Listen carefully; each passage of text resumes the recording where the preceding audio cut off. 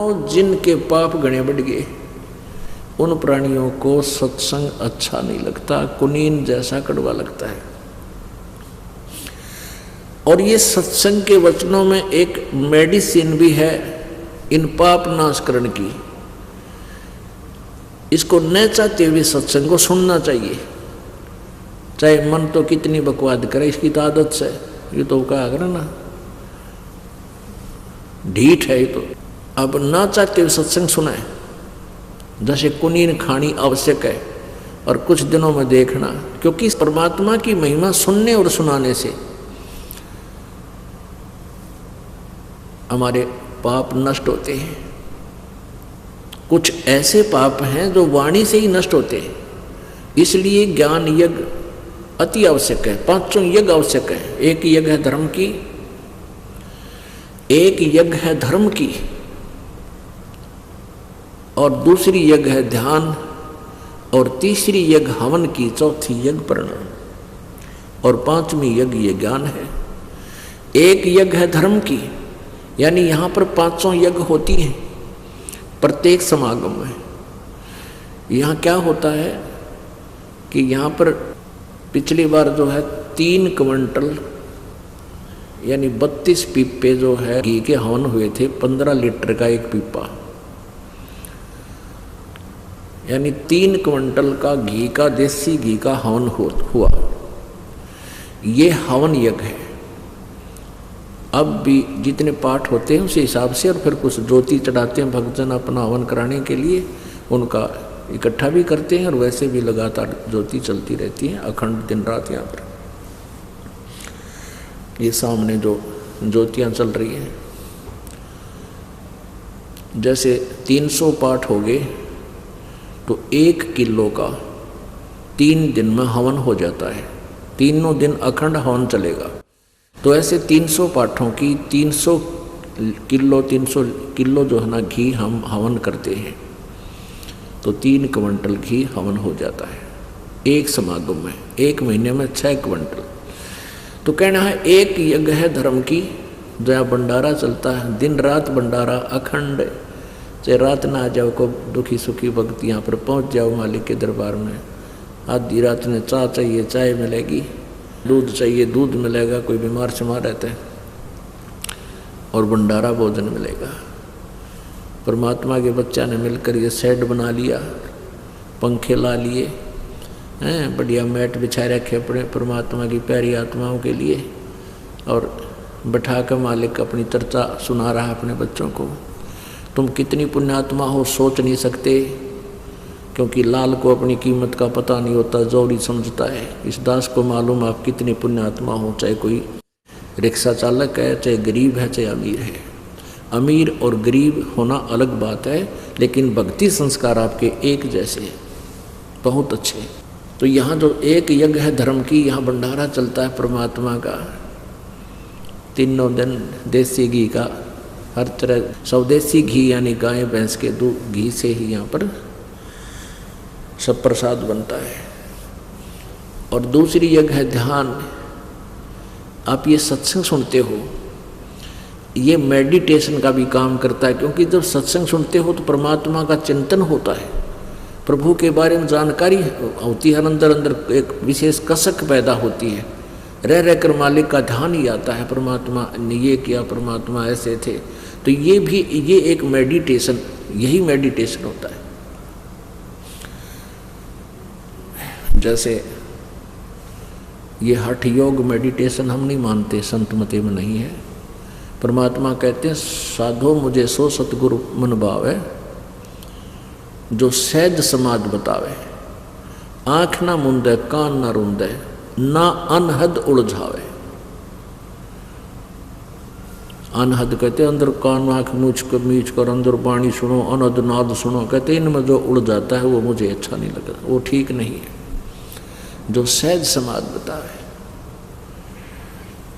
सहज समाध कैसे होती है? जैसे हाली बीज धुन और पंथी से बतरावे, और वह में खंड पड़े नहीं, ऐसे ध्यान लगाओ। It is meditation. जैसे हाली बीज बोता है, हल के पीछे, बैलों के पीछे एक हल होता है, हल के पीछे एक पाइप सी होती है जिसमें अगर बीज छोड़ दे उसने ओरना बोला गया। और जैसे रास्ते के साथ साथ उसने हल जोत रखा है, और कोई अतिथि आ जाता है, पंथी राह चलता, और कोई बात पूछता है, रास्ता पूछता है, तो वो उससे बात भी कर रहा है और साथ में एक हाथ से बीज को छोड़ता हुआ अपने हल को नहीं रोकता। वो उसका ध्यान तो अपने बीज में है, हाथ ऐसे सेट कर रखा है उसने, उसका ध्यान है, बैलों को भी टोक देता है और उस पंथी को रास्ता भी बता रहा, आप सीधे चले जाना, आप ऐसे करना, लेकिन रह कर ध्यान उसका बीज छोड़ने पर है, कहीं ज़्यादा कम ना छूट जा हाथ से। जैसे हाली बीज धुन पंथी से बतलावे, वाम खंड पड़े नहीं ऐसे ध्यान लगावे। जो पतिव्रता पति से राती आन पुरुष नहीं भावे, बस पी हर में सुरत प्रीतम में ऐसे ध्यान लगावे। This is meditation, it is meditation. ये ध्यान समझ लेना कैसा है हमारा ध्यान। अब जैसे आप वैसे सिमरन करते ही हो, जब आप किसी काम करते हो, कोई भी कार्य करते हो, ऑफिशियल काम में ज़्यादा डिस्टर्बेंस मानते हैं, लेकिन ऑफिशियल काम करते करते भी वह कसक मालिक की रह कर अंदर रहनी चाहिए हमारे। अब इस बात को आप समझ जाओगे। एक व्यक्ति ने 50,000 रुपये लोन लिया, लड़की की शादी, और सारी व्यवस्था करनी थी, तिजोरी में यानी सेफ में रख दिए, और चलते समय कहीं जाना था निमंत्रण देने के लिए, सेफ खोल कर किराया निकाला, और जल्दी का मारा कि किसी कारण से वो लॉक करना भूल गया सेफ को, और पहुंच गया 200 किलोमीटर। उस पुराने समय की बात है, चल आजकल भी ऐसा ही आता, आजकल तो मोबाइल हो गया, जब फ़ोन कर दे संभालिए चाबी ने, यानी पुराने समय की बात है। तो वो चला गया अपनी रिश्तेदारी में लगभग 200 किलोमीटर। शाम के समय उसको याद आया जब खाना खाने लगा, अकोत्तरे की चाबी भूलिया मत, और तिजोरी सेफ खुली छोड़ा है। भगवान कोई निकम्मा आदमी ना घुस जा, बच्चे दरवाज़ा खुला छोड़ कर चले जाए, मकान का कोई आना जार पता नहीं, ऊपर से शादी आ गई, और ये मुश्किल से उधार में लोन मिला था और कोई पैसा मिलेगा नहीं, तो उसको कितनी चिंता। अब वो रिश्तेदारों से बात भी कर रहा है, लेकिन तिजोरी से दिमाग नहीं हटता उसका, उस सेफ से, अलमारी से दिमाग एक सेकंड भी उसकी टेंशन हटती नहीं। वो टेंशन समझो, ये टेंशन जो है ये है हमारा मेडिटेशन, ये सहज समाधि है। यह अटायत भी ना हटे। जब आपका या कसक लग जाएगी, वो कसक कैसे लगेगी? आगे गए ना बावड़े रहते भी सब जाही, बिन साहेब की बंदगी की ठोर ठिकाना नहीं। जैसे मोती ओस का ऐसी तेरी आव, गरीबदास कर बंदगी बहुर ने ऐसा दाव। अब परमात्मा की बारे में जब हमारे हृदय में यह जगह बन जाएगी कि ना तो मनुष्य जीवन बार बार मिलेगा, और मनुष्य जीवन मिल गया तो ज्ञान नहीं मिले कि मनुष्य जीवन चाटाएंगे खाम, वो तो फिर एक पशु जैसा धंधा, तो एक असंख्य बार जन्म हो जाओ मनुष्य का। जैसे मोक्ष नहीं हुआ, परमात्मा प्राप्ति नहीं हुई, तो आपके अंदर एक विशेष कसक बनेगी। और ये कसक जो है, जैसे आप कोई ऑफिशियल काम भी करते हैं तो भगवान की भूल नहीं पड़ सकती, भले ही सिमरन नहीं हो सकता, लेकिन वो चिंतन नहीं छूट सकता। परमात्मा की याद, भगवान ने ऐसा है, वेदों में ऐसा लिखा है, ये रह कर हमने तो एक ऐसा माहौल बनाना है, एक ऐसा रूटीन बनाना अपने दिमाग का कि ये बकवादा तटके भगवान के चरणों में ही लगा रहे। ये मालिक की वाणी याद आने लग जाएंगी जब आप कोई रिटर्न कार्य करते हो। सुखदेव ने 84 भुगती बना पजावे खरवो, तेरी क्या बुनियाद पुरानी तू पेंडा पंथ पकड़वो। कि इस तरह की बातें याद आवेंगी कि सुखदेव जैसे ऋषि भी सत साधना ना करने से गदा बना कुमार के माटी डोई। और परमात्मा कहते तेरी क्या बुनियाद प्राणी, तू पेंडा पंथ पकड़ो। पेड़ा माने पंथ माने वे ऑफ वर्शिप, पूजा की विधि, पूजा का मार्ग, ये अकॉर्डिंग टू द शास्त्र, ये पकड़। तेरी क्या बुनियाद है, तू अटपट करने लग रहा है, अपनी मन मर्जी से साधना कर रहा है। तो कहने का भाव ये है पुण्यात्माओं, परमात्मा की जो वाणी कहते हैं, एक यज्ञ है धर्म की, दूसरी यज्ञ है ध्यान, और तीसरी यज्ञ ये हवन की। अब हवन कैसे करते देखा हमने, ये भट्ट बाड़ा करते, गेर का लकड़ी बड़ा कुंड बना लेते, उसमें गेर का लकड़ चंदन का लकड़ी और स्वाहा स्वाहा लोटे पर गिरे, उनका गुणा घर तक पड़ा हुआ था, गिरनिए थे। अब उस लकड़ी के द्वारा हवन करने से लकड़ी भी जलती है, लकड़ी से कार्बन डाइऑक्साइड पैरेलल बराबर बनती जा रही है।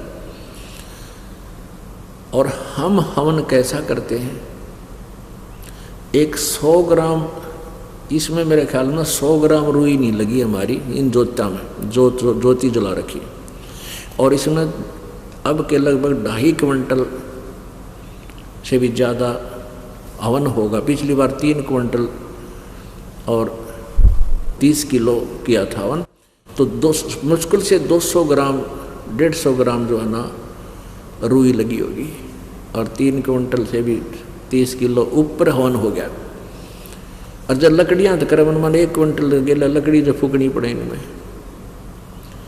तो वो कार्बन डाइऑक्साइड साथ में। तो परमात्मा ने जो तरीका बता रखा है कि एक ज्योति लगा दो, हवन हो रहा है। हवन घी के प्रज्वलित होने से ही हवन होता है। भगवान की चर्चा कभी करो, किसी समय करो, वो अलग है, वो ज्ञान चर्चा है। तो तीसरी यज्ञ है हवन की, या हवन भी होता। चौथी यज्ञ प्रणाम। एक प्रणाम करने से भी एक यज्ञ का पुण्य आपको प्राप्त होता है, पर हृदय से जो देखा देखी नहीं लौटना है कि सारे लौटे हैं मैं भी लेट जाऊं, प्रणाम करना है ना, बूंदा सा लगूंगा एकला खड़ा रहा था, ये कोई प्रणाम नहीं है, उसका अकाउंट नहीं होगा। कहते हैं जय गोपाल दंडवत करो, चाहे पैरा पड़ प्रणामे, पर दुआ करो दिल पाक से है, वो असला असल सलाम।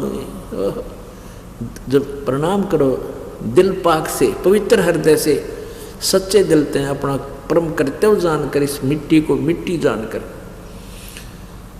और प्रणाम करो, इससे अभिमान खत्म होगा।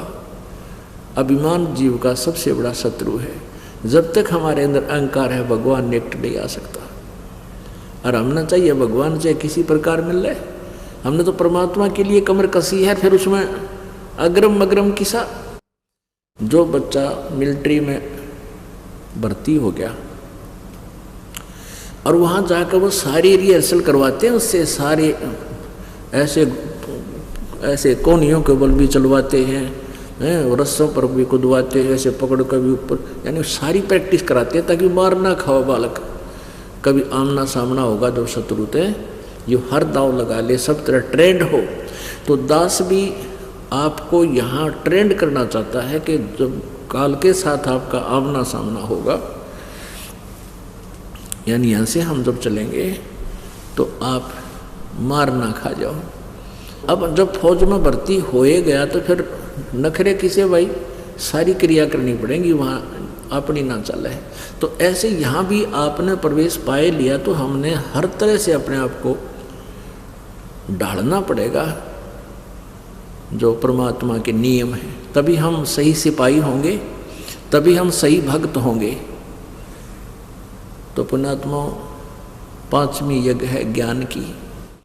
अब ये ज्ञान यज्ञ जो आपका चल रहा है, सत्संग रह कर सुनाया जाता है, इसका बहुत पुण्य आपको मिलता है। और हमारा कोई सिर में दर्द नहीं, 4-4 घंटे 5-5 घंटे सत्संग करूँ दिन में, और फिर आप जी से साथ साथ आपसे मिलता हूँ, कुशल मंगल पूछता हूँ। तो आपको यहाँ बुलाने का उद्देश्य है कि डॉक्टर को पता होता है कि ये रोग कटेगा कैसे मरीज का, तो वो हर ट्रीटमेंट समय पर देता रहता है। तभी वो स्वस्थ कर देता है। तो ये ज्ञान यज्ञ है। तो कहते हैं तुलसी पिछले पाप से हरि चर्चा ना बावे, अच्छी नहीं लगे, और जैसे जबर के बेगते भूख विदा हो जाए। कुछ ऐसे पाप हैं जो सत्संग के श्रवण करते हैं या शारीरिक सेवा करने से ही समाप्त होते हैं, उनका और कोई विकल्प नहीं। तो फिर क्या होगा कि कुछ दिनों के बाद आपने इतनी भूख लगेगी, आप डटे नहीं डटो। वही व्यक्ति जो पहले 1 घंटा भी नहीं सुन सका था माल्य की वाणी को, अब वो ना सोचा 2 घंटे के बाद भी आगे और क्या बताओगे गुरु जी, कौन सी कथा सुनाओगे। तो ये भूख लगी, आप स्वस्थ, आपकी आत्मा स्वस्थ होगी। और आपके मन में मान ले कभी भी साल में 2 वर्ष में ये आने लगा कि ये कथा तो मैंने सुन रखी है, गुरु जी ने फिर वही सुना दी, तो समझो आप फिर अस्वस्थ हो गए, आपके ऊपर कोई कर्म की मार ज़्यादा होगी। अब जैसे सुबह रोटी खाई थी आपने, रोटी वही है, सब्जी फिर बदल हो सकता है थोड़ा बहुत, और सुबह भूख लगी और शाम को फिर वही रोटी। अगर आपने ये लगा कि ये रोटी तो खाई नहीं थी सुबह, यानी अरुचि होगी आपकी, तो समझो आप फिर बीमार हो लिए। आपके कहे तो बदहजमी होगी या कोई बुखार घेरने वाला है। तो उसका ट्रीटमेंट क्या है। जैसे अब ये सत्संग आप सुन रहे हो और ऐसा लगता है कि ये कथा तो बहुत बार सुन ली, गुरु जी पिछली बार भी ऐसा सुनाया था। अरे 100 बार सुन ले, सुबह रोटी खाई भूख लगी, शाम ने फिर भूख लगी है तो आप समझ तो नहीं, तो आपकी आत्मा पर फिर कोई ज़बरदस्त दबाव आ गया। उसका ट्रीटमेंट क्या है, उसका विकल्प क्या है कि ना चाहते हुए सत्संग को सुनता ही रहना चाहिए। फिर 1-8 घंटे के बाद देखना आपकी कैसे रुचि बढ़ती है, क्योंकि ये साथ में मेडिसिन का काम भी करते। अब परमात्मा क्या बताया करते हैं, वेद कतेब झूठे ना भाई, झूठे हैं